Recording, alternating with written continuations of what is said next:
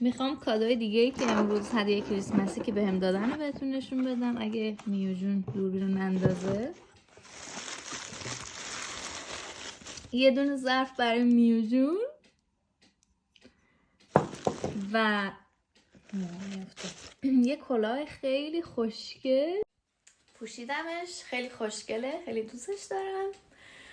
یه کادو دیگه هم بهتون نشون بدم. چرا من باید همه کادوامو بهتون نشون بدم دیگه نمیدونم، مجبورم. یه رسمی هست به اسم بابا نوئل مخفی که هر کسی به صورت مخفیانه برای یه نفر فقط کادو میگیره. خب از اون بابا نوئل مخفی، چون نمیدونم که کی بوده، یکی از دوستان بر من اینا رو جوری که مثلا منو شناخته میدونه که من شیرینی و بیسکویت دوست دارم، شکلات دوست دارم، یک شمع خیلی خوشبو و به علاوه یه چای. قشنگ همه میدونن که من چای خورم.